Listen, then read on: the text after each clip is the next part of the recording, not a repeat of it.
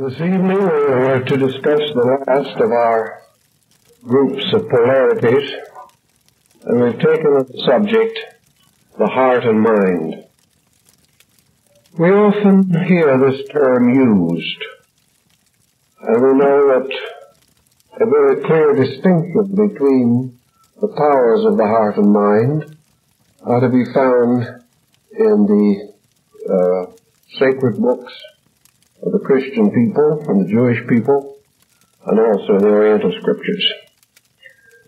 In modern psychology, the trend has been to group the mental and emotional processes under one heading. I think, however, this will gradually have to be revised, because we are actually dealing with two distinct patterns, and it is rather useful to the average person to be able to clarify the processes within himself which manifest the native powers of the heart and mind. Nearly all ancient peoples were of the united opinion that the seat of life of man is in the heart.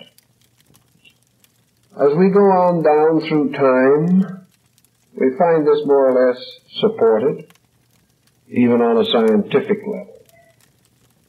We know that while the heart continues to beat, man lives. When the heart ceases beating, he dies.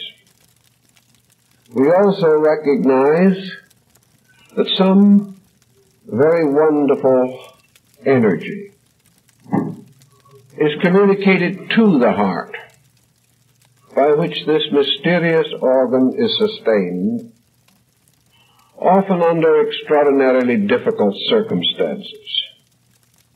Until the heart apparently is ready to die, it will not stop. And individuals have come through indescribable physical dangers and have survived. Others, for no reason at all, are cut down with practically no warning at all. As one of the older philosophers pointed out, the heart can stop any time after it has begun to beat. So we do not have too much insight as to the forces and conditions which regulate the heart. We know, however, that it is divisible into two essential structures. One of these is life-maintaining, and the other is strangely and mysteriously sensitive to emotional circumstances around the person. There is the heart that lives and the heart that is hurt. The heart can be damaged both physically and psychically. The heart can actually break for all practical purposes, and persons can die of grief, perhaps not instantly, but in a relatively short period of time. Therefore, most of the deeper emotions of man react upon the heart, affecting its rhythms. And it is quite obvious that the more we endanger the heart's function by extraordinary stress, the more likely it is to be damaged. Thus the heart, while an amazingly powerful instrument in itself, can often be injured by very subtle and mysterious circumstances. The old Egyptians used the lotus flower of their country to represent the human heart. They also placed in each one of their temples an inner sanctuary, the adytum, which they considered to be an inner place close to the heart of life. The heart of the temple was the most sacred place of worship, and it was usually a room set apart for meditation and prayer, and the observances of the most advanced and important rituals of the religion. In India and other Asiatic countries, the lotus is also a heart symbol. And the various religious figures seated upon lotus flowers are heart-born. They are actually the productions of an alchemy which takes place in the heart of the mystic. In the early Christian faith, the heart was one of the most important symbols of Christ, and has also been associated very closely with the grief or sorrow of the mother of Jesus at the time of the crucifixion of her Son. Therefore, the mother of sorrows is shown with one or more swords piercing her heart. Grief, therefore, is regarded as an emotion intimately associated with the heart, stabbing into it, striking it a foul blow for which it has no defense. The Scripture says, as a man thinketh in his heart, so is he. We therefore can follow some of the mystic speculations relating to this most metaphysical or secret instrument in the body of man. There are many very interesting and curious physiological symbols related to this process. The development of the entire theory of the arterial and venous circulations as being the two trees that grow in the heart. The association between the heart and the Garden of Eden is therefore an early symbolism. There are many ways that we can extend this thinking, but for our practical purposes at the moment, we are particularly concerned with dividing the reflexes of man on certain levels with these important polarized concepts of the heart and mind. In Buddhism, for example, we have a series of levels or bodies of consciousness, which perhaps we can use in symbolism of the heart and structure process of man. In Buddhism, the highest form of vestment, the highest existing structure or body of life is called the Dhammakaya. This is the body of the law itself. This is the tremendous dynamic of the universe.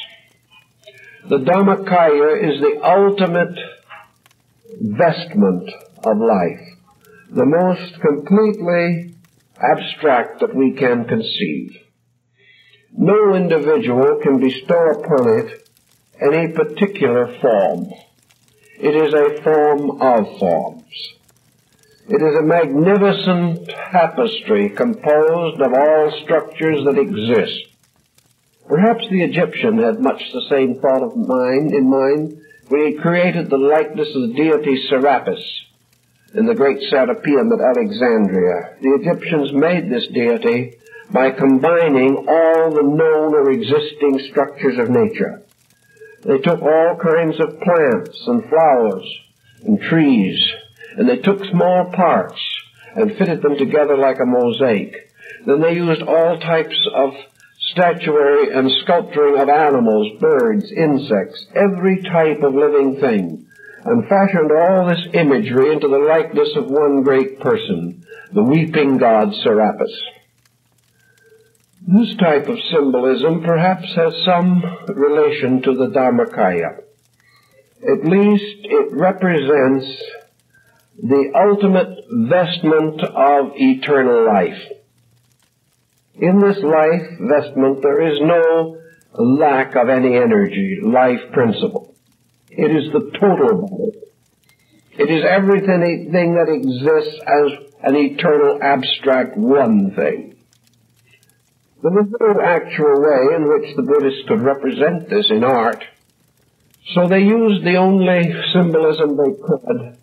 They used the device of increasing the size of an image to represent by its extraordinary majesty this concept of the Dharmakaya.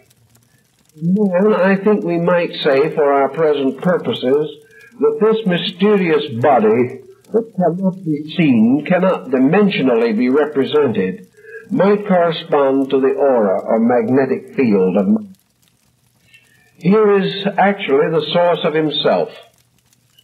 We have to begin to realize that while man's body seems a rather compact structure, that life actually is not in the body.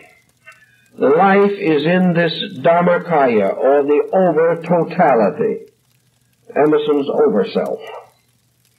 The actual source of man's life and the true fountainhead of the streams that pour into conditioned existence must be regarded as the auric egg or the auric field, the mysterious luminous sphere which encloses man.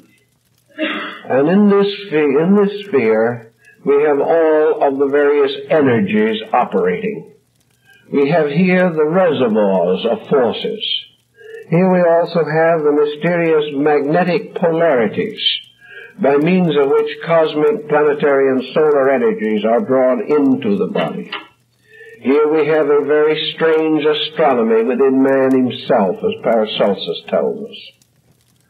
Now, this magnetic field operating inwardly was corresponding in old times to the Ptolemaic concept of the universe, which was a concept in which the solar system was enclosed within a mysterious egg called the zodiac. And within this egg, all energies were falling downward from the stars into the condition of conditioned existence. So energies were falling like dew or rain from the circumference toward the center of this mysterious structure. In the old symbolism of the ancient Hindu mystics, life, therefore, was forever falling from this magnetic or auric field, and then descending fell towards a mysterious hypothetical center. And in the center of this field, or near the center, for it was not actually dead-centered, there was this focal point, which apparently represented the area in which all these energies converged to form a kind of unit, or a compound unity. This center was the Sambodha body, the luminous golden body of the Buddha. This represented, therefore, the seat in man of the extraordinary benevolence represented essentially by the Buddhas and Bodhisattvas. The Buddha himself initiated his disciples in what is called the Satapana cave, a mysterious place of 7 rooms. This place of 7 rooms undoubtedly symbolized the human heart, within which the initiation of consciousness must take place. Hermes, describing the Great Pyramid to his son Tatian in the Hermetic Dialogues, declares the pyramid to be a symbol of the heart. It was the center, or the most sacred of all places. The Rosicrucian rose with the heart in its center, and the crest of Martin Luther have the same meaning. The Sambodha body is luminous throughout. It is the body of purity, the body of light, the body of great goodness. And when we study the Buddhist symbolism, we realize that the Buddhas and Bodhisattvas all represent beings that have essentially transcended mind. And this is an important point. The old scriptures point out definitely that Buddhas are beings that have transcended ideas, that the creation of processes of thought have ceased in them, that in the place of these processes of thought, there has come forth a universal apperception derived from immediate impact of reality upon life, so that this central core, the heart, the Sambodha center, with its great mysterious radiance, is actually to be regarded as, in man, the center of the transforming force of spiritual growth. This spiritual growth transformation in Buddhism is, of course, personified by beings who receive the golden complexion. And the beings with golden complexions are Buddhas and Bodhisattvas. This golden complexion means essentially that they are beings composed inwardly and substantially of light. That they are beings in whose nature all inferior elements have been transmuted by the law, by the processes of consciousness.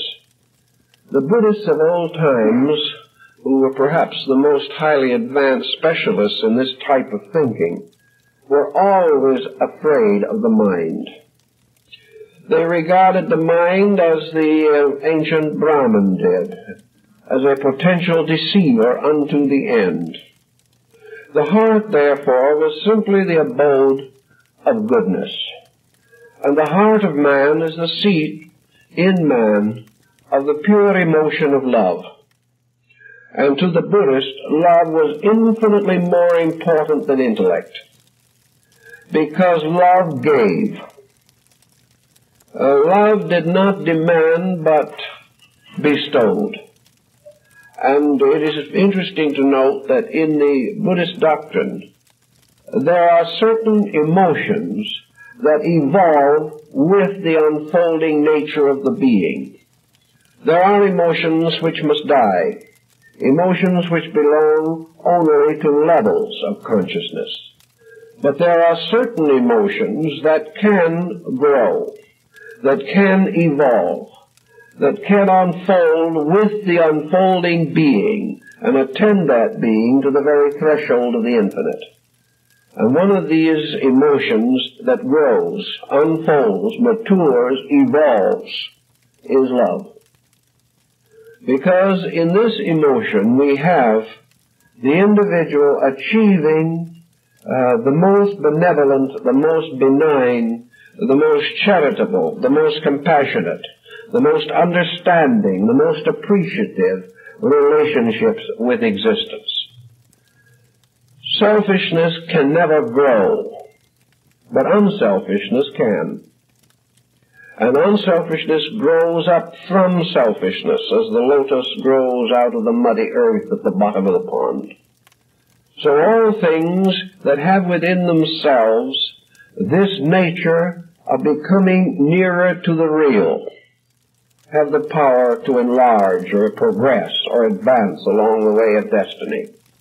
Nearly every emotion or power in man, which in mysticism is capable of attending the person as he ascends toward reality, nearly all of these belong to the heart pattern, not to the mind.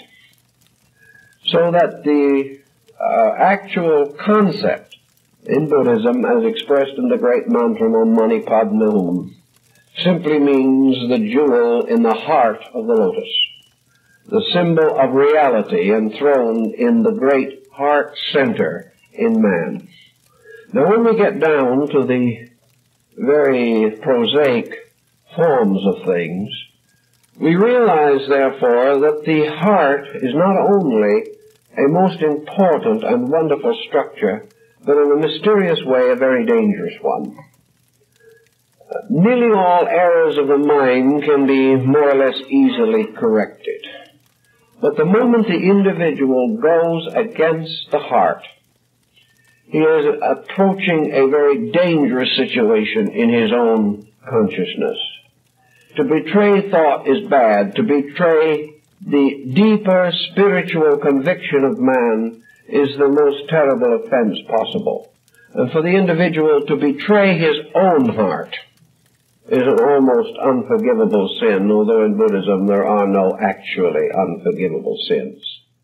But the greatest damage that the individual can do to himself is to pervert his own heart. This is the profaning of the temple. This is the sin against God. This is the action by which the person most immediately damages himself. So we have in the great orders of European knight-errantry the idea of the Holy Grail, which was another heart symbol. We have the Knights of the Grail, like Galahad and Percival. And we know that it was said in the age of chivalry that these knights had the strength of many men because their hearts were pure. The dedication of life to the service of truth. The dedication of the mind to the service of the heart. That the mind shall be the champion of the heart was one of the highest dedications recognized in ancient times.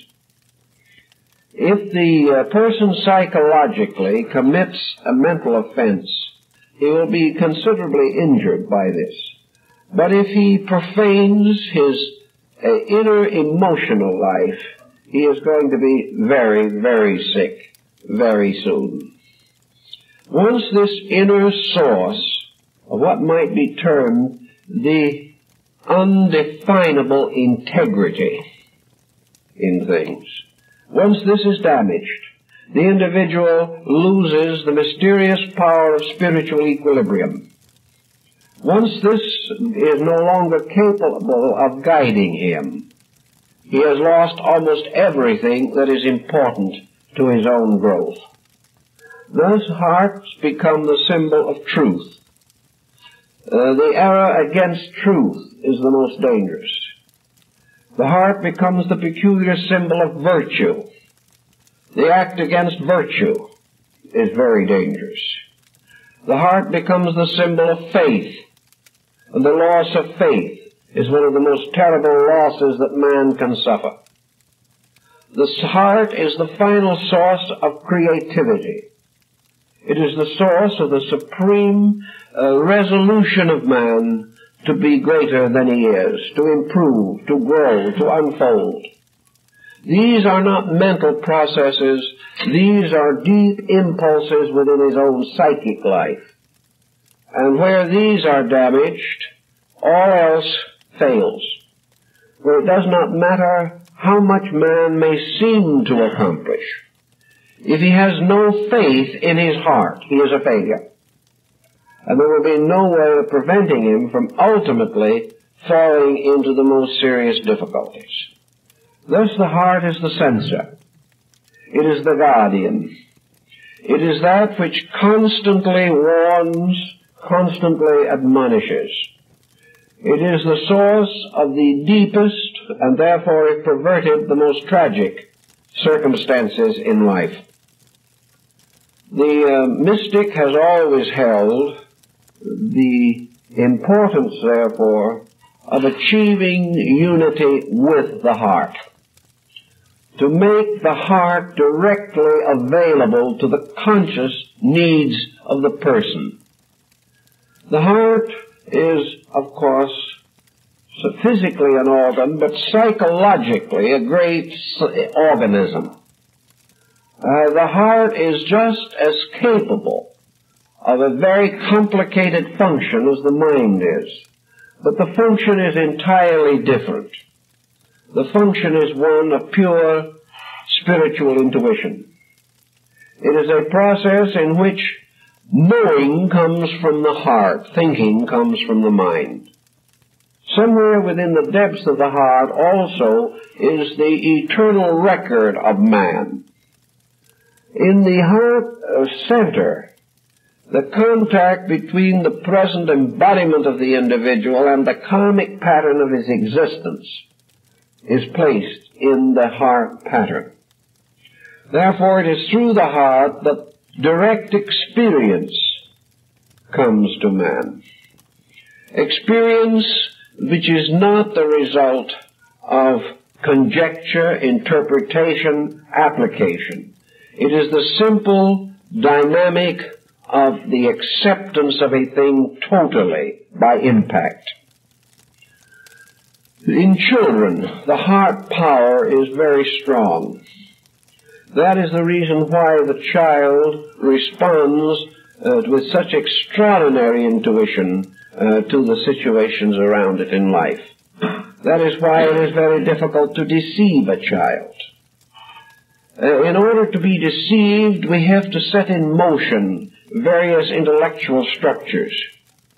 But the child only knows happiness and unhappiness, security, insecurity, love and lack of love.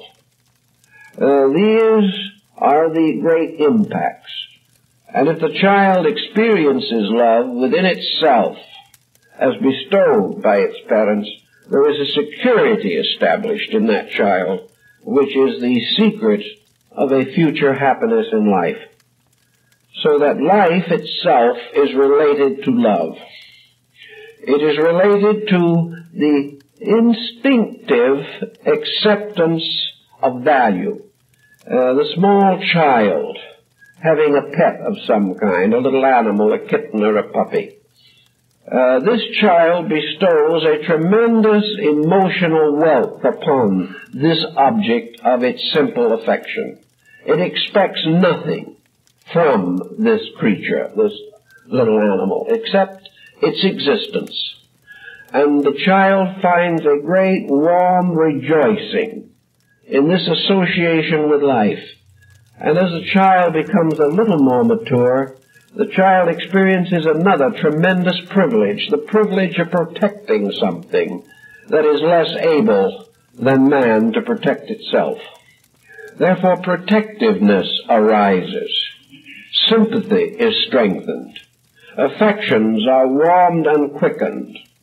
And the individual experiences nearness, finding in this life, which it perhaps holds in its arms as a small animal, feels the nearness of all life. This little creature becomes a life symbol experienced as a life truth by the child.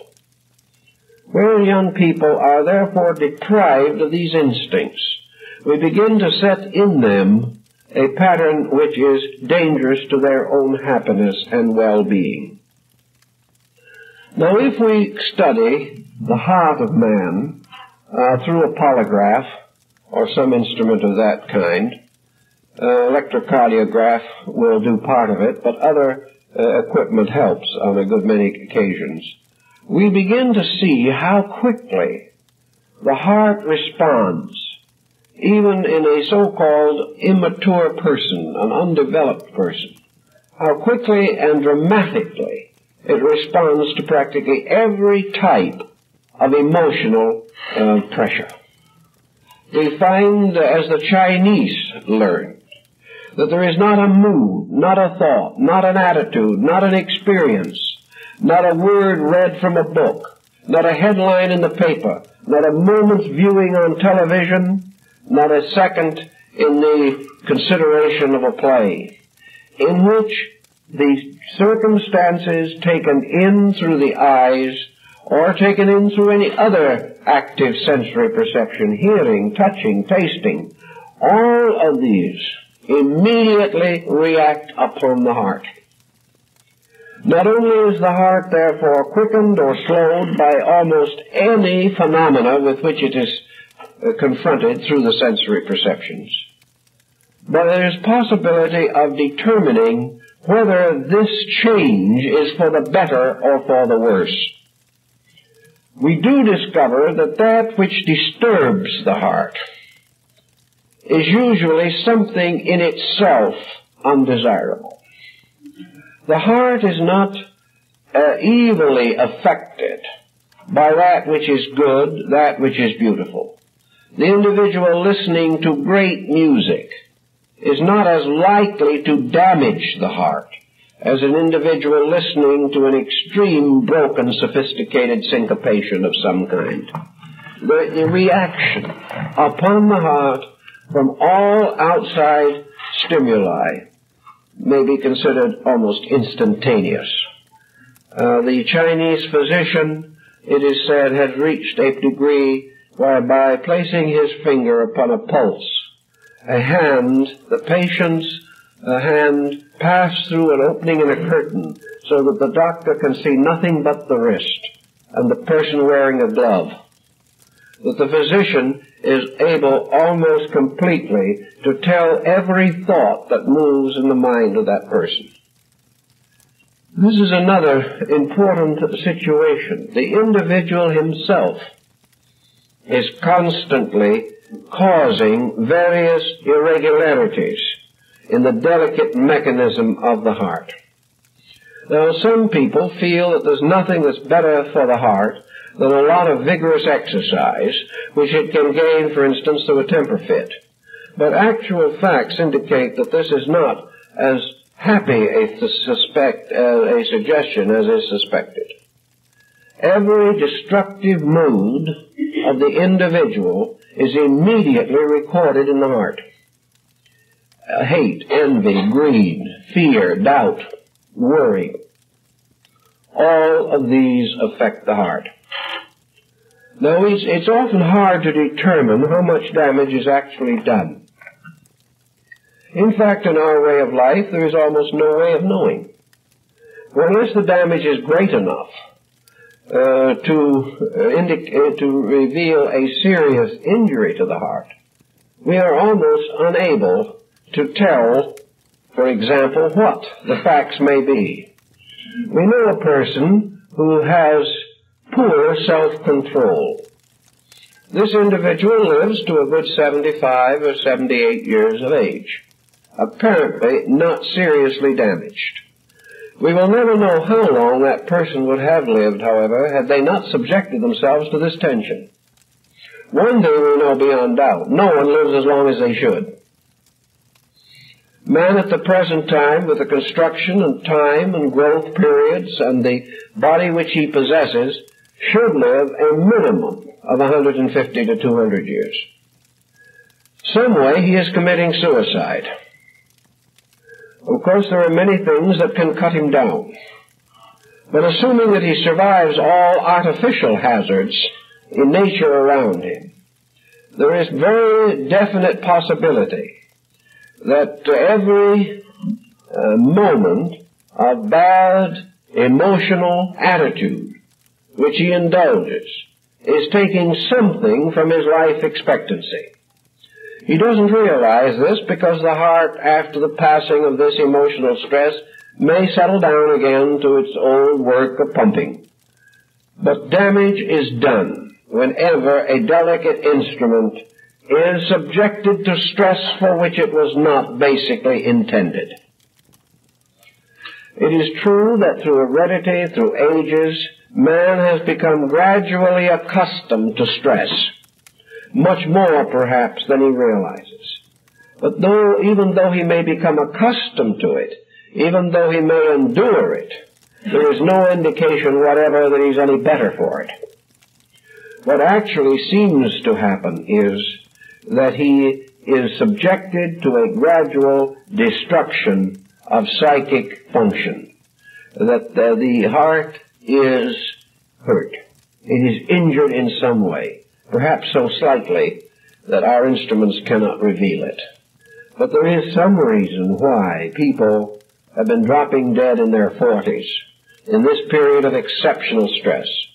There is some reason why, for example, in Japan, in the last 20 years, the length of life has been extended for nearly 20 years. The life expectancy of the normal Japanese person today is about 68 to 69 years for the male and about 71 years for the female. This is very good, considering that it is a tremendous step over previous conditions. In the old times, the great enemy in Japan was tuberculosis and pneumonia, where these were the enemies, due to the fact that the standard of nutrition was not adequate. Gradually, these have been overcome. In the 20 years, however, since the war, new ailments have continually begun to appear in Japan. Ailments which were not present prior to the industrialization, modernization, and competitive economic structure of modern Japan. In the last 10 years, the great killers of Japan have become heart trouble, arteriosclerosis, and cancer. All of them comparatively negligible until the Japanese took on our way of life. Now, there's something possibly in this worthy of a little further consideration. It seems to mean that as far as the heart is concerned, and that a way of life does certain things, and these things hurt people. What are the things that are hurting us today? They are mostly heart hurts. They are disillusionment, the sudden realization that things that we have believed are not working out, fear, doubts concerning the future, the fear of a possible nuclear war, the fear of a gradual eruption of violence all over the earth, the loss of faith. Our faiths as individuals have not been maintained.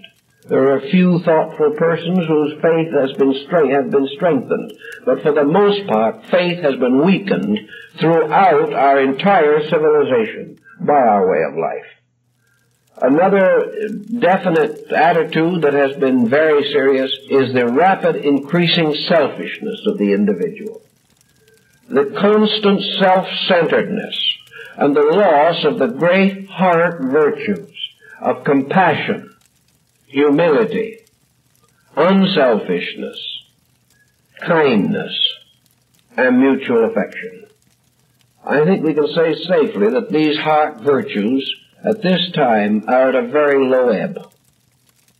And with this loss, we are beginning to experience the rapid rise of ailments which we have always had, because there were always selfish, self-centered people with us, but never to the tremendous degree that they threaten us today.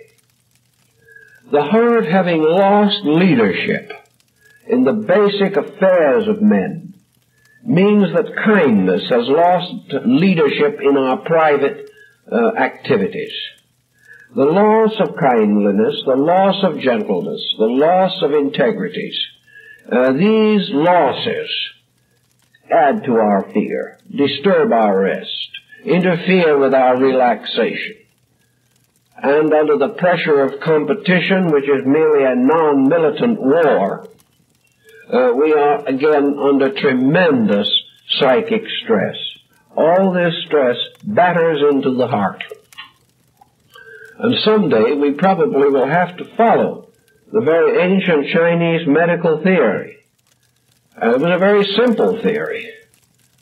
And that is that we must center all attention upon making the human heart as an organ happy. This was one of the secrets of the great medical works of the Yellow Emperor, one of the earliest of all the Chinese physicians. The heart is the source of all diagnosis, and every other part of the body is merely a symbol of the heart in operation. The Oriental mystic, the Christian mystic, found therefore the sovereign importance of the peaceful heart. He realized that his entire ability to be a truly great person rested in the tranquility of his inner life. The tranquility of the heart is the most important ingredient in the perfect balance of the human being. If his heart is tranquil, if he has found ways to reduce the intensities that destroy the peace of the heart, then he is not only going to increase his length of life probabilities, but he is also going to enjoy the expression of creativity in himself. The individual whose heart is not at rest locks himself away from his own source of life. He locks himself away from his own power to create, to release. He builds a barrier between himself and the sovereignty of truth in himself. And this sovereignty of truth can only be experienced when the heart is free from pressure. Now, nature is able and perfectly willing, apparently, to make certain adjustments. It is not assumed that the individual will be always completely calm, completely poised, and completely in possession of his emotions. But he must be in a state of poise, a state of relaxation, a state of inward peace, at least a large part of the time. Nature can take care of emergencies, but cannot combat one perpetual emergency which never ceases. So that nature can provide means to defend the individual from real pressures and great disasters which he must face. But nature cannot cope with a life that is a continuous disaster. So that this is the realization, actually, that the heart is the most precious thing we possess. And everything that injures the heart is an injury which we cannot afford. Everything that causes this organ to miss a beat, to speed up too dramatically, to slow down too much, anything which disturbs the drumbeat of Shiva is dangerous. Now the Hindus also point out that there are no two human beings whose heart action is identical. This is probably something that Western medicine will have to work with for a little while yet, before it has even the means of determining these differences. But in the philosophies of the East, it is assumed as a basis that the heart rhythm is a very peculiar thing. It is like the American Indian's song of life and song of death. The rhythm of man's heart sings or plays a strange and wonderful melody. This melody is unique. And as Pythagoras pointed out, every structure in nature has a keynote. And this keynote is the secret of its strength and also the secret of its weakness. Therefore, the human heart does have a certain unique individuality. And this individuality results from the fact that it is the sum of the degree of enlightenment and the degree of ignorance existing in each individual. The heart is therefore a kind of mystical thermometer that reveals how far the total person has gone on the journey of existence. This means that theoretically, through certain yogic processes, the rhythm of the heart can be influenced. It means also that there are ways in which the heart can be speeded or slowed artificially, entirely apart now from medical procedure. That there are various patterns of control which form one of the esoteric arts of antiquity, the theory being that the individual could be improved by changing the heart rhythm. Now this, of course, is a kind of a subtle materialism. It is something which can be very dangerous. We can assume that under certain types of hypnosis, the rhythm of the heart can be affected. But if this occurs, and this break or false polarization of rhythms endures for any length of time, the new rhythm will come in direct conflict with the complete structure that it has built up upon a previous rhythm. Thus, to change the heart by artificial means is very likely to destroy the life, destroy the health and body integration of the person, and perhaps to result in serious mental or emotional disease. On the other hand, all natural growth attained by the individual also changes naturally and properly the heart rhythm. The heart thus becomes the means by which man's aspirations are transformed into processes for the sustaining of the physical structure of his body. And every part of man's superphysical life is either building up or tearing down his physical structure. And the agent of the process is the heartbeat.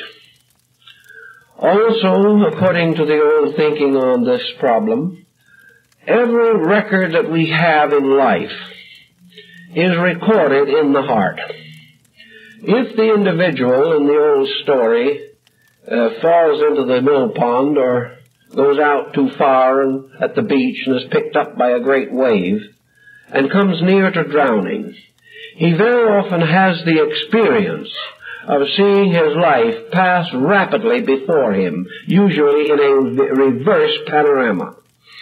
That is, beginning with the last episode and moving backward. Under hypnosis also we have available an almost perfect record of everything that has happened to the person from the beginning of life. In the esoteric philosophies it is assumed that this record is the result of the circulation of the blood, carrying the complete account of the emotional pattern of the person and passing it through the heart, where it sort of forms a continuing record that remains. As the Hindus realize, the final removal of this record at death results in the transmission of the record through one of the branches of the vagus nerve up through the crown of the head and into the magnetic or auric field. But every part of man is recorded there. And the human heart is a tremendous symbolic, mystical structure about which a great deal can be said. But for all intent and purpose, for practical reasons and considerations, we may say that the heart is intimately associated with the operation of cause and effect in the individual. It is an instrument that cannot be deceived. It is an instrument that can sit forever like Osiris in judgment. And you will remember that in the weighing of the soul in Egypt, the feather of truth, or Meat, was placed upon one pan of a pair of scales, and on the other pan was placed the heart of the deceased. And the heart was weighed against the eternal law. The mind wasn't weighed, the heart was weighed. It being assumed that in some instances the mind was not able to carry out the instruction. The mind made many more mistakes than the heart. But if the heart was right, if the individual was really working from the best of his own convictions, this was taken into consideration by the 43 assessors of the dead and determined very largely the future state of that being, whether it would go forth into the fields of Amentet or be swallowed up again into mortality through the body of Typhon. So here the Egyptian causes the heart, through a little pair of lips on the side of an urn which represented the heart, to cry out to the great God, Eternal Father, permit me not to perish with the king who has ruled for a day. The king who has ruled for a day is the mind. But the heart's rulership is long and old and deep. The mind has a new structure each time, but the record in the heart is continuous. and therefore it held a unique place in the wisdom teachings of antiquity. Now let us leave the heart for a moment and give a little thought to the mind in this situation. As we say, the Sambodha, or luminous body of the Buddha or Bodhisattva, was represented by the heart. The physical body of the law was represented by the mind, and in this case the mind was personified as the Arhat, the sage, the wise one. In the Vedic lore, the brain itself was represented as Mount Meru, or, as some said, the great mountainous caves at the head of the Ganges River, the house of Ganga. From the brain, then, was presumed to fall the river of the spinal cord, which, descending, finally broke into a number of small filaments, fanning out in what is referred to in the Bible as the whip of small cords, with which Jesus forced the moneylenders from the porch of the temple. But the river flowing down from the high place represented the nervous system flowing downward from the high place or the brain. In the brain were the ventricles, the caves of the holy men. Here also were the convolutions, which represented the great circles of mountains and hills which occur in the mythological geography of India. The holy men are the regenerated thoughts of man. The Arhat represents the complete integration of the mental nature. He represents the mind which has been purified, transformed, regenerated.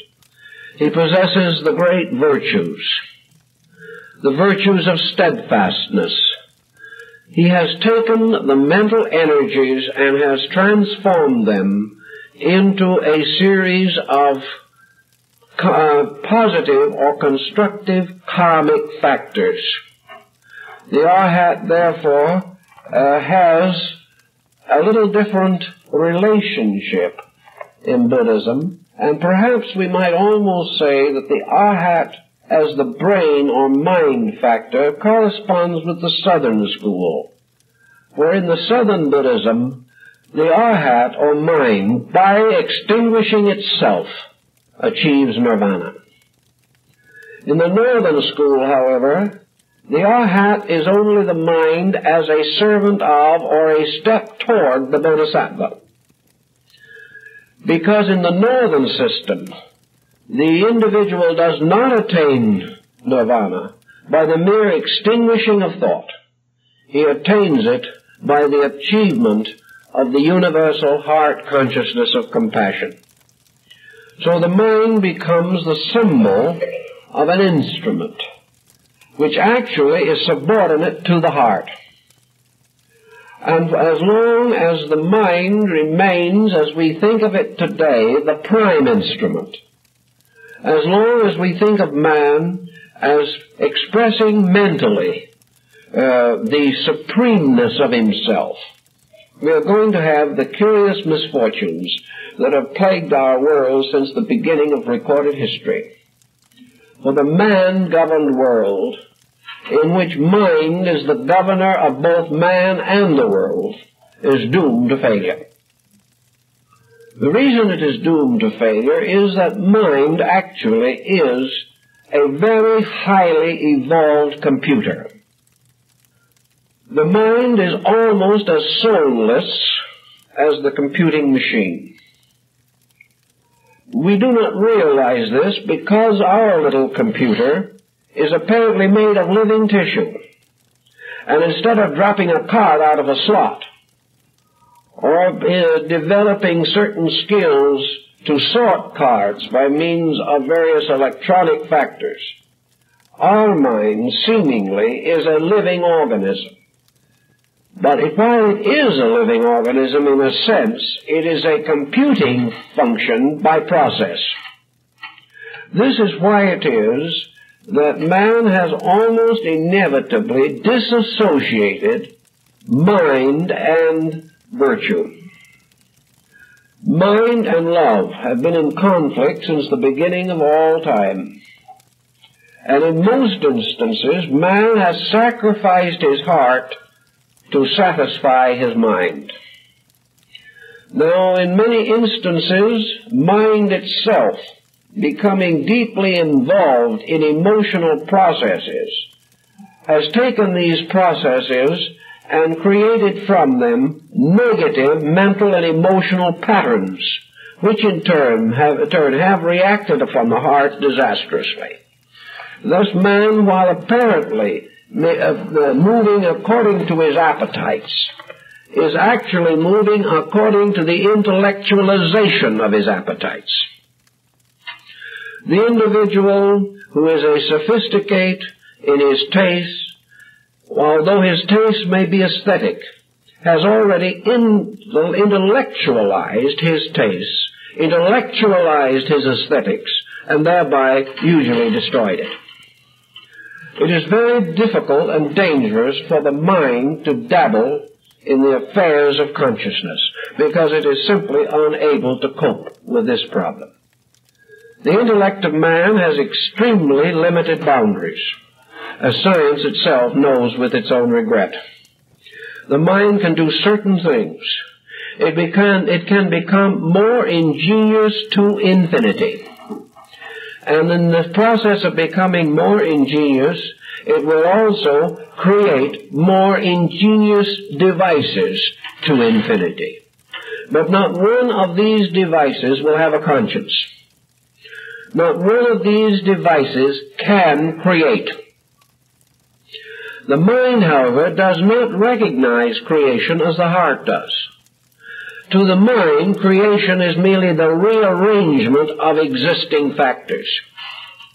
Creation is not something new to the mind. It is a new use of things that have previously been known. The mind does not create. The only way in which the mind can be moved creatively is when the heart presents the mind with a problem. And if the mind is honest and serves the heart, then there will be art, then there will be music, then there will be culture. But the mind of itself will not achieve any of these creative processes. One evident fact of the matter is that the mind has to be schooled even before it can function satisfactorily at all. The mind has to be tamed anew in each embodiment through which we pass. And in the processes of training the mind, we have become so aware of our intellectual existence that we have learned to depend upon it for our total being. And this is something that we cannot afford to do. The mind is a useful servant and a heartless taskmaster. A mind linked to purpose, great purpose, can help the individual to achieve that purpose. But the mind linked to the selfish ambitions of an individual can destroy not only himself but his world. The mind, which has therefore been regarded as so extremely noble, is only noble when it is nobly employed. The mind cannot employ itself. The mind cannot decide value. It can only analyze, compare, and try to determine that which is advantageous. The mind does not discover right and wrong. It discovers convenience and inconvenience. It does not show the way to the nobility of the being, but it can help him to scheme his way to some lofty spot in the material pattern of life. The mind is essentially a material thing, and the only way in which it can come to life is when it is vitalized by the heart. Now, if we can get these two rather difficult instruments into partnership, we have achieved a great deal. But at this time in our world, to create such a partnership is extremely difficult. We have the individual unable to contact his own heart core. One of the old Rosicrucian manuscripts shows the heart consisting of an organ enclosing three worlds, three concentric spheres. These represented the layers of the heart, or the levels of heart function. In the very center, of course, was the symbol of the sun, the life giver, which is deeply and eternally enthroned in the heart. Outside of this were the various circles of the conditioned heart life, conditioning which represented the two processes under which the heart is forced to operate. One, the desire or the infinite law which says move life into manifestation. And the other, the finite will of man, which says take life and use it only for the advancement of physical existence. This conflict is a very important thing in trying to understand the levels of heart, because heart does give us also the energy by means of which we remain physically embodied creatures. When the heart gives up, that is the end. And sometimes as we study these problems, we wonder that it does not give up sooner. The mind, burdening the heart, is responsible for a whole series of mental tensions, mental processes. Here we have a kind of Gnostic emanationism. The moment the mind attains an attitude, it calls upon emotion to vitalize it. And according to the level of the mind energy, so the reacting level of the heart energy will be. If, therefore, the mind works out an evil conspiracy, the outer structure of the emotional nature of the heart must thereby sustain this conspiracy. The mind says, I do not want to like this person. So immediately the emotional nature moves in and says, I want to feel hate for this creature. If the mind hadn't started it, the heart would never have followed it. But once the mind draws these patterns, the heart energy or life energy has to vitalize them. And whenever the heart energy vitalizes a negative mental pattern, this pattern becomes a living thing. And from a mental attitude of criticism will then come a great emotional surge of dislike. With this emotional surge will come bitterness, will come cruelty, will come almost a complete savage indifference to integrities of any kind. Feeling takes over as the negative pole of the heart process. And this feeling becomes, in a sense, the slave of mental purpose. The mind is nearly always involved some way in a conspiracy when it forces the heart into a negative relationship.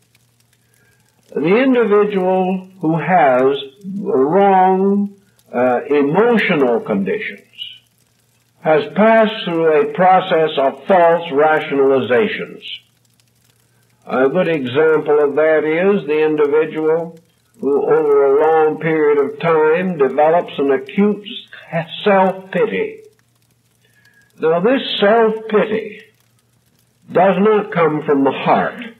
This self-pity comes from an individual being mentally sorry for himself over a long period of time.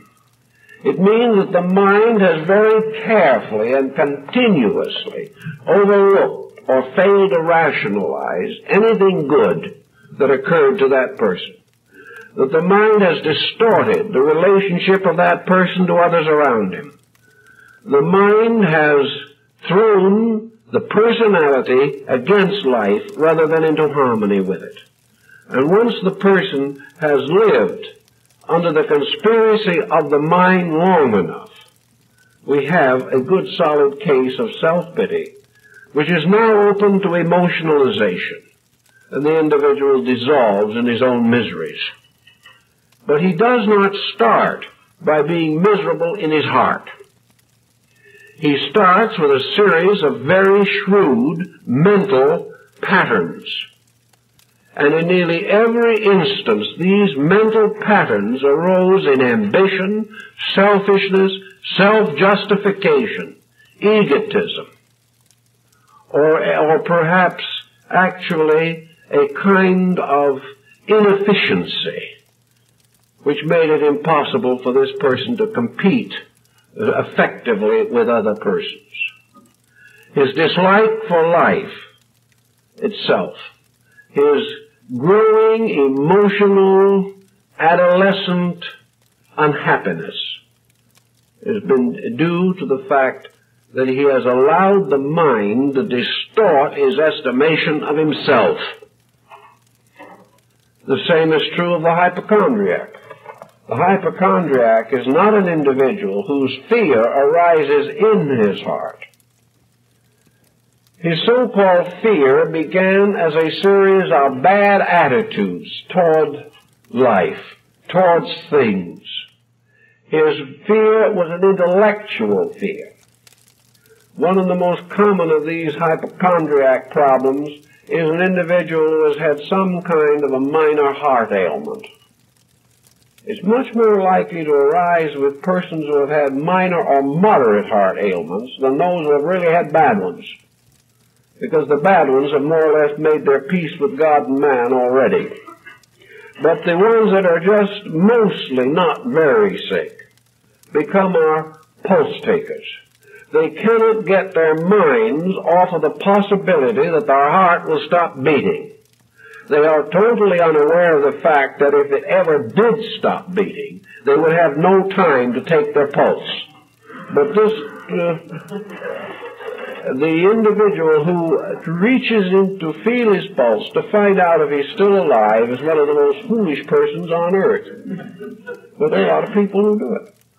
Simply because the mind is presenting them constantly with a certain mental doubt. The mind has given them this whole picture, and after a while, the mind gives way to the emotional stress which it has caused. And the individual begins using his emotions badly, and if he does this long enough, and he does have some kind of an ailment, his recovery will be slow, if at all possible. He simply is misusing these powers. The heart has no dislike for the mind, but the heart is the builder. The mind is a workman. By using the mind, the heart would like to bring mankind together in peace, but the mind will not permit it. As Jesus said that he would like to take the people of Jerusalem to himself, as the hen puts her chicks under her wing, but they would not. The heart sees, senses, knows the incredible beauty that is possible, and the mind settles down to talking the individual out of it. The heart says there can be peace. The mind says, no, I can prove to you there can't. And after a while, the heart gives up, but very reluctantly. And even if for a long time the heart is defeated, at the first little glimmer of proof that there might be peace, the heart wakes up and reaffirms its own conviction. The heart's nobilities never die. They are simply blocked by debate. And as we know in law, as we know in legislation, as we know in committee, we have nothing accomplished. It takes a dozen persons 10 times as long to work out a problem as one individual would require to do it by himself. It means confusion, and with over 40 faculties of the mind in constant debate over the possibility of something, situations get just about as bad as we see them in modern society. Nations against nations. Men coming together to work for peace, but each one instructed to put his own ulterior motives first. So this is the problem in the mind. The mind, first of all, is more directly geared to externals than the heart. The heart has never been able to see a great civilization built on love. Men are able to see, however, a very powerful structure built on mind. Mind can see itself reflected in its own productions, the great skyscraper, the wonderful bridge, all of the scientific researches, men in orbit. And the mind has a very strong case for its own importance. And the heart has very little to offer. The heart's place in this situation today is about as active as that of religion in relation to science. Science is on horseback. The mind is leading. No one knows where it is leading. No one is able to say that it will get there. But in the last 10 years, one thing is obvious. The mind has become more and more autocratic at this stage in our civilization, having been given complete authority, which has never previously occurred in history. The mind has taken this authority very much in the spirit of a politician delighted to find that his constituents are behind him no matter what he does. This is what every politician has dreamed of. So the mind, having found that it is catered to, honored, given every preference, given all gratitude and reward for everything that happens, and knowing that it will never be questioned in this particular generation, has gone power crazy. It begins to think of itself, and the person who possesses the mind thinks of himself, as a unique child of destiny, and that mind is going to solve everything. Mind has solved nothing. Mind has given us certain physical standards of living, which we are all going to die and leave behind. But mind has not solved any of the great problems of humanity, because it cannot solve. It is a problem maker, not a problem solver. The only thing that can touch the situation is a transmutation, a transformation, a transubstantiation, as it was in the old Christian religion, in which the symbols by ritual are transformed into the living truths which they represent. This is transubstantiation. The great advancements of science, the great accomplishments of mind, must become the symbols upon which a great alchemy will have to take place. And that is the transforming, the transmutation of these symbols into the truths for which they are the images or emblems. And this can only be done by life. And life is a heart power. Life must be breathed into these things, or they are inert. No one would really dare to assume that a city of skyscrapers is actually alive as far as its buildings are concerned. The only thing that makes the city alive can be the people that live in that city. The city itself, as a physical structure, is not alive. Therefore, all the works that men have done of themselves are not alive. And in some way, they have to be transformed into living things. And how do we transform a great scientific project into a living thing? We transform it by heart. We transform it when heart achieves leadership and dedicates this structure to purpose.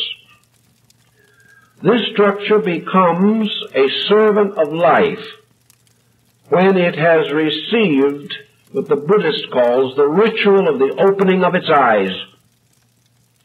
And the opening of its eyes means that into this structure is placed a holy relic.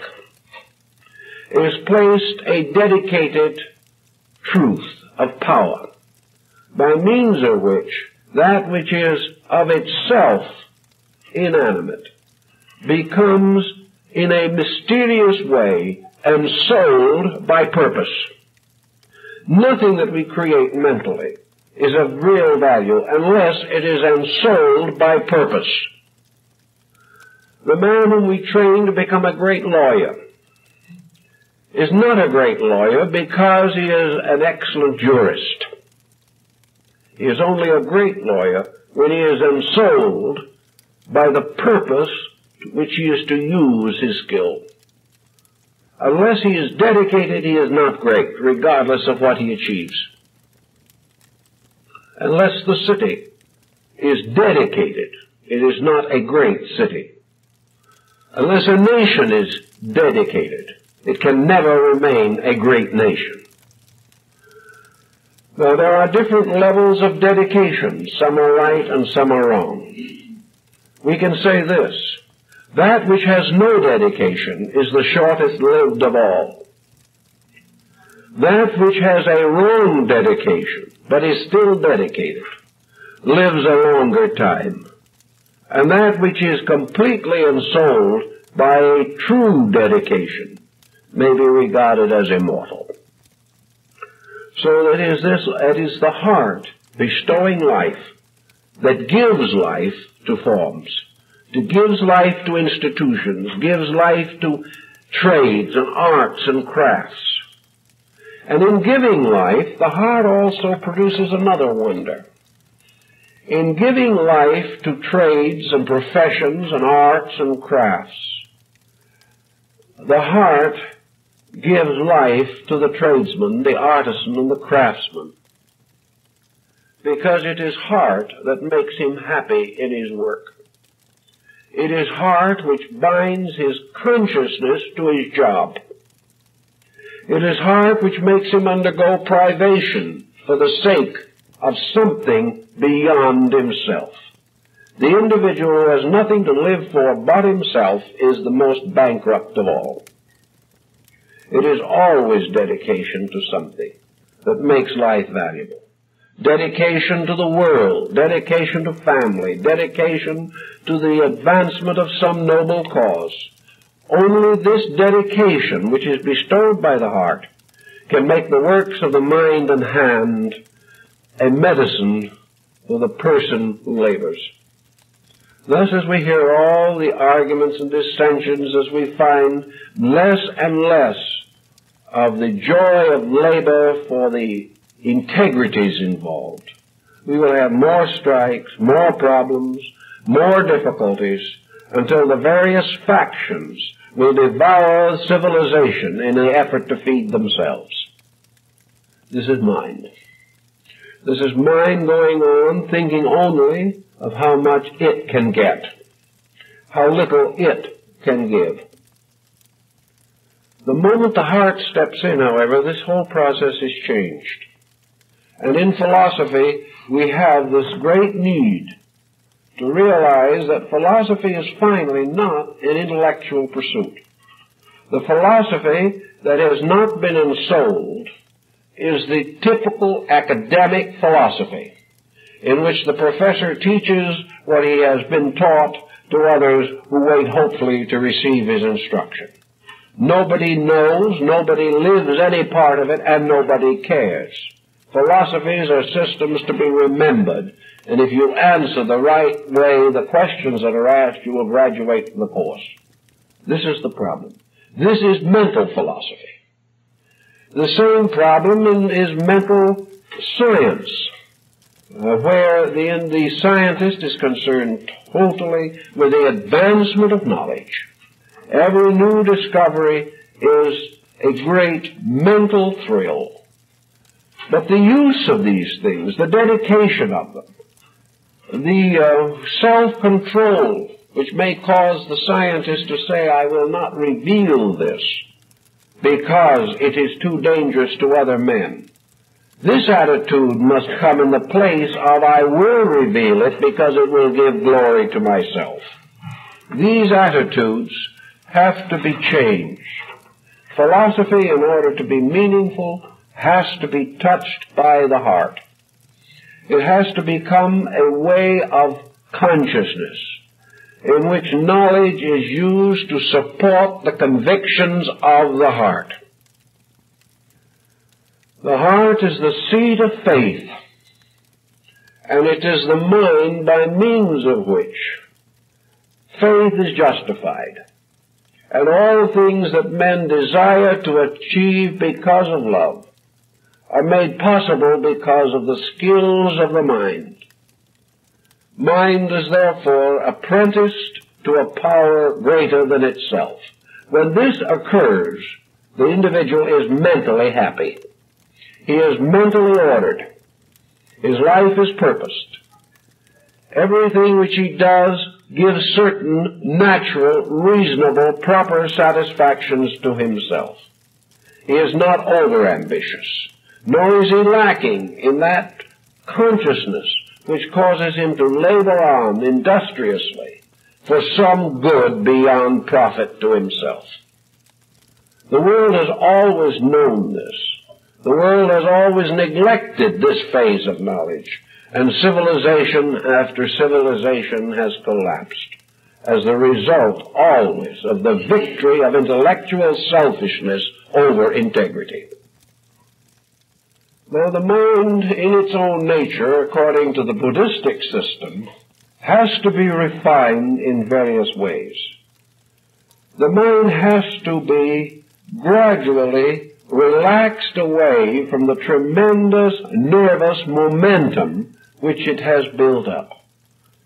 The great mystery of the mind is centered in the punishments that it bestows upon and receives from the nervous system. The nervous system is like the mind itself, a curiously habit-bound structure. Once certain habits have been built, the mind of itself does not apparently have the skill to break them. When an individual decides that he is under nervous tension and builds up enough of it, he finds that even when he wishes to relax, he cannot. So having gradually worked himself up into a highly nervous and almost dangerously tense situation, he knows no way to cope with it except through some form of sedational drugs. He has no other way. He cannot untangle himself. This in its own way should tell man the misery of his own condition. He should realize that if the mind cannot get him out of the immediate difficulty it has got him into, that it is hardly an infallible process in himself. But when the time comes for this infallibility problem to show itself, the person finds some evasion or just does not think it through. If the mind is what we hope it is, it should be able to regulate the conduct of its own owner.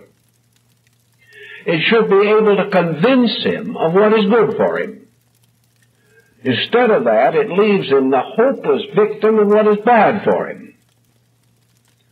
So we do realize that the mind, building up these stress-tension processes, has no autocorrective unless some actually valid system comes under consideration. Now, in Zen, for example, the thoughtful exponent of this rather dramatic form of Eastern philosophy hit upon an almost fantastic idea, and that is the use of the mind to defeat itself. That the mind, as long as it actually was merely a machine for thinking, if the proper data is fed into it, if the proper patterns are set up in the computing process, the correct answer should fall out of the slot. If, therefore, the mind of man, under discipline, receives certain facts, and these facts are passed through this computing process of the five senses and the coordinator, the individual should ultimately wake up one morning and say to himself, "I'm stupid." This, incidentally, is the only answer he can get, no matter who he is or what he is. If he already knows this, he won't ask the question. He's too wise. If he doesn't know enough to know that he is inadequate, then this is the answer he must inevitably get. He must, therefore, use or sense the possibility of using the mental processes to expose their own weakness. Now, nature has done this also. Incidentally, this procedure, which is technically Zen, is actually a part of what we might term social existence. Actually, everywhere in human society, mistakes have been used to disprove themselves. They disprove themselves by simply failing to work. The situation building up on wrong foundations and remaining uncorrected and continuing to build and compound its own felonies, the thing finally falls apart, revealing itself to have been worthless from the beginning. By this time, of course, the human beings are looking in another direction, hopefully, and do not see the rubbish that is left behind. But it is true in nature and true in man that the mind is relentlessly, subjectively engaged in the process of disproving itself, because that is all it can ever do. If it goes deeply enough, the only answer that can come out of it is that it is inadequate. That of itself it cannot do these things. It is like the individual who tries to be an atheist. The atheist is a person who, with his own sophistication, with his own mental attitudes, with his own rationalizations, has deprived himself of the emotional strength of faith. He can do this for a certain length of time, but under emergencies, he will ultimately discover that he has deprived himself of an absolutely necessary strength, and he will finally either collapse or go back to his faith. He cannot escape it. The mind cannot bring him to the goal he seeks, even though he may remain an atheist to the day he dies. He simply dies not as well as he would otherwise have died, and his future is less certain, at least less immediately secure for him. So in the Zen theory and in Buddhism generally, the concept is to use the mind to, we will say, recover from the illusion of mentality. To let the mind become increasingly aware of its mistakes. It wouldn't take long to make up quite a dossier on them at the present moment in world politics. It wouldn't be much of a problem to make quite a collection of valuable notes bearing to bearing upon the disaster of the intellectualizing of religion, by means of which a faith was broken up into a number of creeds that have never been able to get along with each other. The creeds are the product of the mind. The faith was the substance of the heart.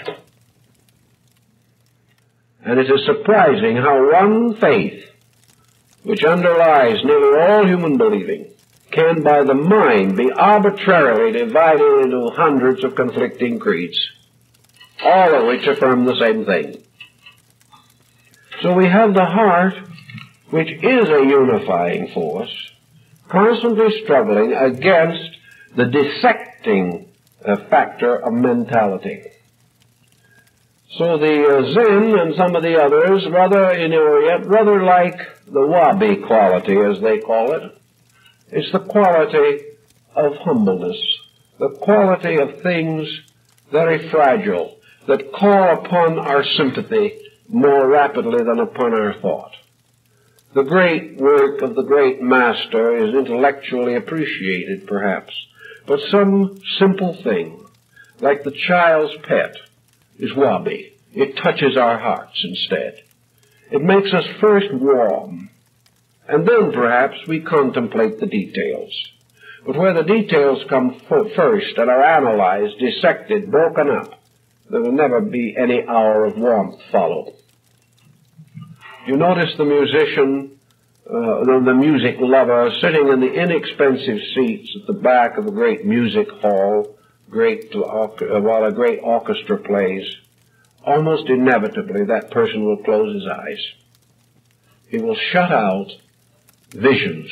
He will shut out the eye symbolism, the symbolism of distraction. He doesn't want to watch all the violinists sawing away on their instruments. He doesn't want to see the conductor waving his baton about. He doesn't want to observe the lady in the front row fanning herself out of rhythm. He doesn't want to see these things.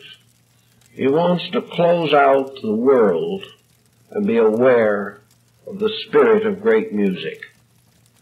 In a sense also, in mysticism, in Zen, and in other forms of Eastern philosophy, the closing of the eyes becomes a symbol of the closing of the material perceptions in order to permit the soul itself to live without the contaminating influence of being constantly aware of the mental attitudes of men.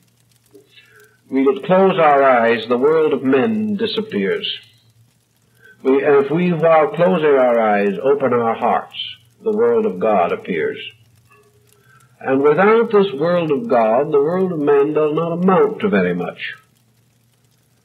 And when we get this inner sight, this inner tremendous sense of value, then we see how this world of men could be something marvelous, something wonderful, something beautiful. We begin to get the vision of the New Jerusalem, or the mystery of the second coming of the Messiah, or something of that nature. We suddenly are aware that behind the mysterious confusions and complexes and webworks and snarls which men have fashioned, there is always this sublimity of the world to be experienced only as a great beauty, an almost painful beauty, to be accepted into the heart. A heart that becomes so still by overwhelming that it can really be still and know the presence of God. Now, the mind is not to discard it in Northern Buddhism. The arhats do not continue on their lonely paths to liberation. But the fact remains now that the mind in Northern Buddhism has to be civilized. It has to be transformed into a servant of truth. The moment it becomes a servant of truth, your polarities cease. As in all cases, your polarities are illusions. There is really no essential difference in cosmic substance between these various vibrations that in man break up into such distinct patterns. the wonderful friendship of the mind and heart is perhaps best indicated in the symbolism, the psychic symbolism of the anima and the animus. Here we have the great polarization in nature, male and female, mind and heart. And we notice that wherever in society mind and heart lock in a particular crisis, we almost immediately observe a rise in broken homes. We find selfishness intensifying in families. The moment there cannot be sympathies, there will be antipathies. The moment individuals insist upon rationalizing the basic values of life, they destroy them. There is no way of defining the natural affections of man. They can only be experienced. When we analyze them, break them down, try to psychologically put them in little pockets, we have destroyed them. The moment we try to explain why we love or why we do not love, we have lost all value. We have simply become intellectualists. But as man loses the inner directives to build a great world, he loses almost immediately the integrity of his personal affections. Something happens between him and those who are very near to him. The tyrant who will destroy the world will also destroy his own family, his own home. Overambition will kill the love in a family. It will result in neglected children who turn against their parents. The moment value ceases, the moment things are put onto mental levels, the moment the individual sits down with his little notebook and says, well, if it all goes well, in 5 years and 2 months we'll be able to put in the swimming pool. Now that's all work for this. The whole problem is intellectualized. Life is gone out of that problem. The real problem is not how long it will take us to have things. The real problem is to keep alive the tremendous integrity of the complete joy, the complete fullness of immediate personal sympathy, personal understanding, personal kindness. And as we find civilizations drifting away, as men drift into materialism, as governments drift into misunderstandings, as society drifts into competitive patterns, as we have more disputes and more difficulties and more agitations in every area of society, we find these things become absolutely ridiculously involved. We find today, for example, that there is someone ready at any minute to argue with anyone. All you have to do is express an opinion, and a person who knows nothing about it will immediately contradict you. If you are in any position, if you advance a law in the nation, it will be opposed instantly. If you attempt any constructive legislation, it will be opposed instantly. If you try to even be a good citizen, someone will accuse you of not being a good citizen. Because all these people, fear-ridden, hate-ridden, selfishness-ridden, ridden by a false sense of what is liberty and what is right, not recognizing the difference between just laws and tyrannies, not recognizing the difference between necessary controls and unnecessary controls. These people are simply intellectualizing themselves into hatreds, into discords, into miseries, by the simple process of using their own minds to condemn the works of every other human mind. This process goes on, we're going to have a very sick world. And it's not going to be sick because it had to be sick. It's going to be sick because the individual does not realize or has no way, apparently, of knowing about his own nature.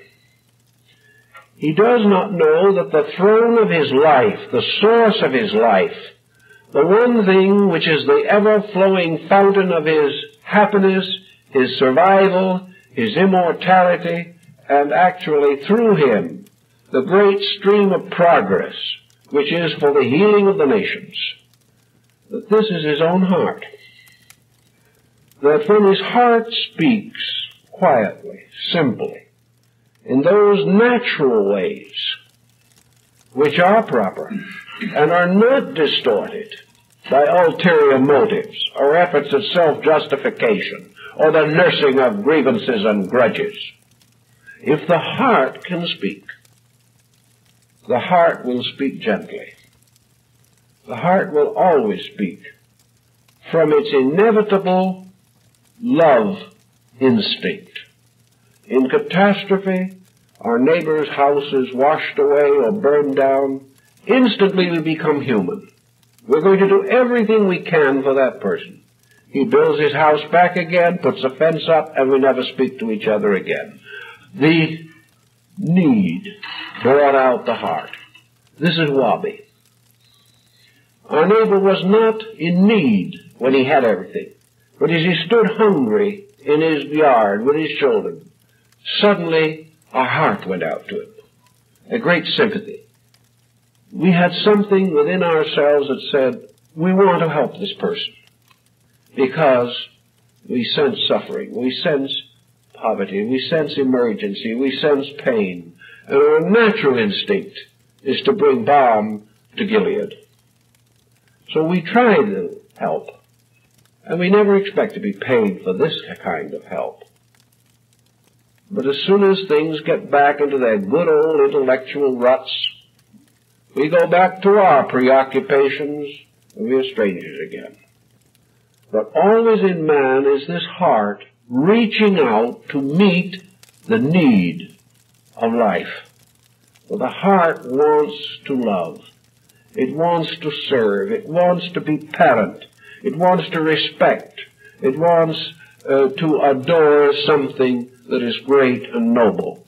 When this is missing, it will deflect its emotions to some unworthy and stupid end.